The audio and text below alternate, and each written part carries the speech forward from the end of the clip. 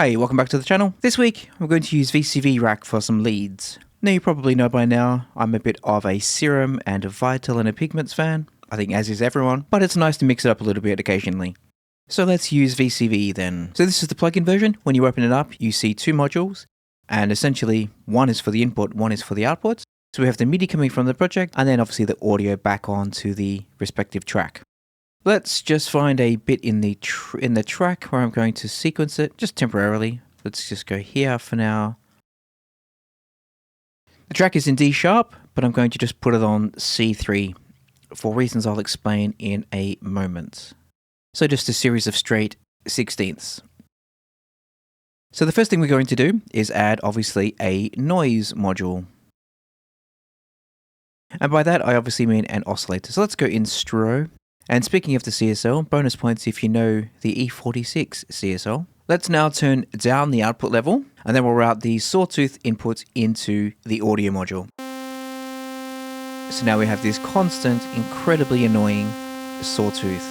So let's disconnect that before it drives us nuts. So to get around that, let's choose for our tag, we want a VCA. We don't need anything special, so let's go to the VCV, standard one. And then we'll connect the output of that to the audio input of the audio out. And then we need to connect the sawtooth to the input of the VCA. But before we do that, let's send the gate from the MIDI module into the VCA, into the CV input like so. And now we'll put the sawtooth into the VCA, and blessed relief of silence. But when we play back the transport in the door,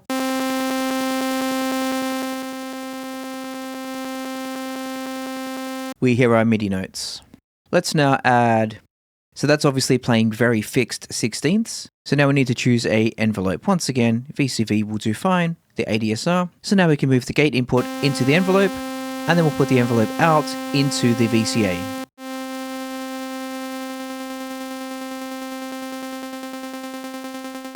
So now we have our ADSR.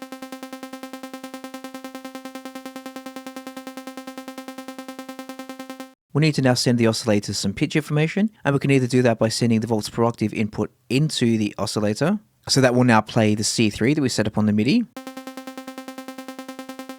We can check that by adding a tuner. Let's go with this hot tuner, and then we'll send the output of the oscillator into the hot tuner. So there we go, it's playing the C as expected. We could tune that in the oscillator itself, should we wish.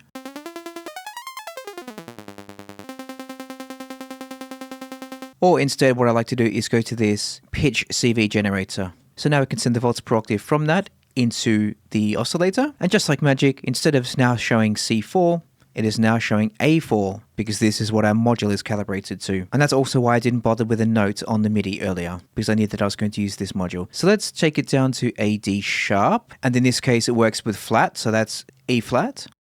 And we'll turn the octave down. Let's start at about 2.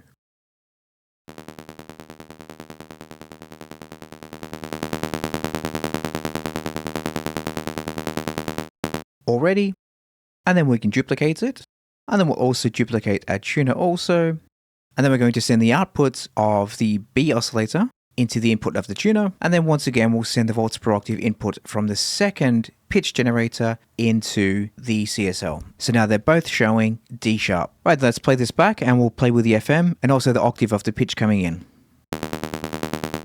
FM up.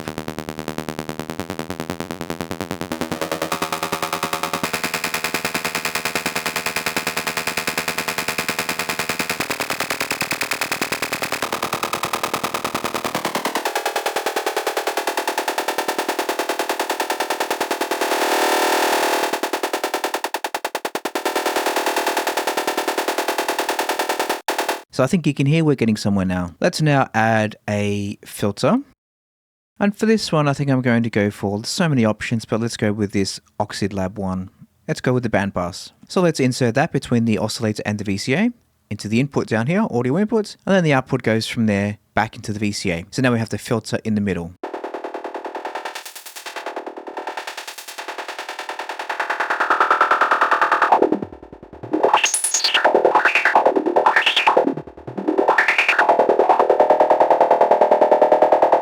Pretty nice. However, you can hear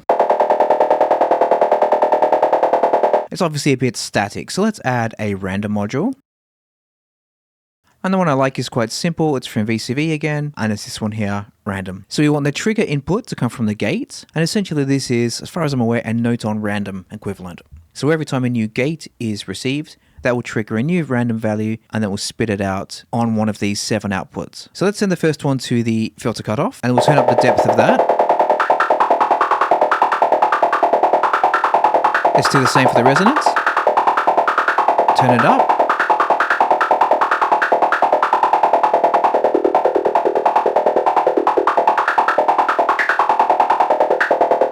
And then we'll also do the same for the VCA here. Let's put that into the decay, the sustain, and then the release. And then the depth of which that is variable, or the depth of the randomization, if that makes sense, is via these knobs here. Bit of release.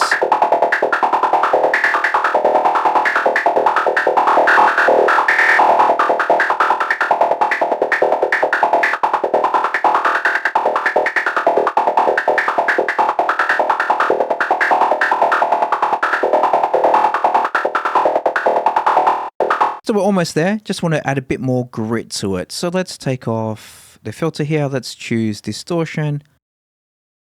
And then the one I like here is from Volt. And then we'll insert that between the filter and the main output. So let's put the filter into the distortion, and then the output that goes back into the VCA.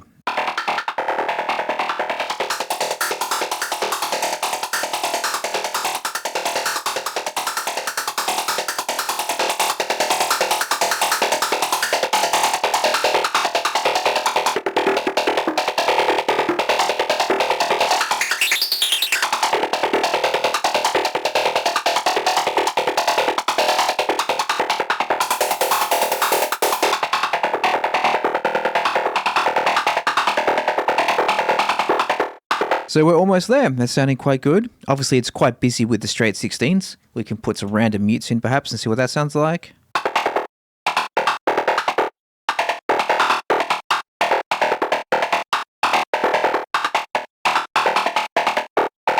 We could also, in the patch itself, add some delay or reverb. I like to use sends though on my track just to keep everything cohesive. So let's send it to the echo bar. And also let's send it to the black hole.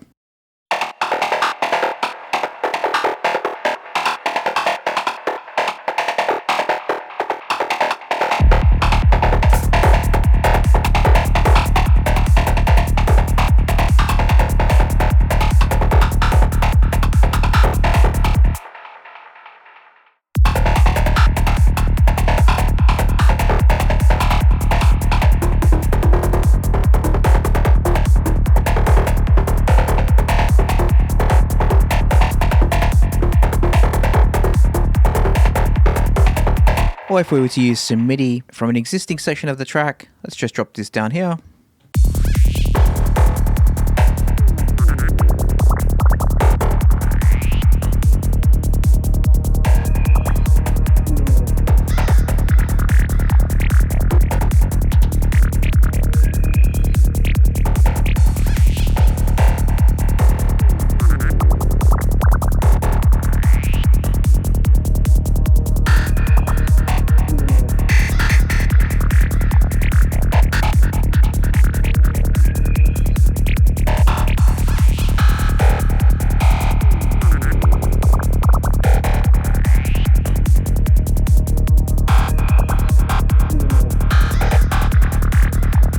So after tweaking it for a little bit, this is what I've come up with. Essentially, I just played with the FM depth amount. I turned that down quite a bit.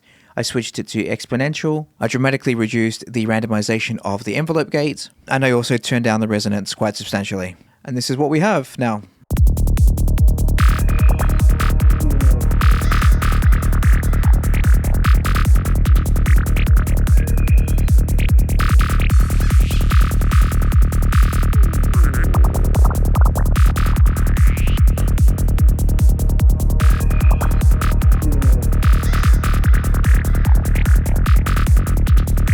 So yeah, pretty cool, and a completely different flavor of lead to what you'd get from one of the, let's say, more conventional options. So thanks for watching, and I'll see you next time. Bye bye.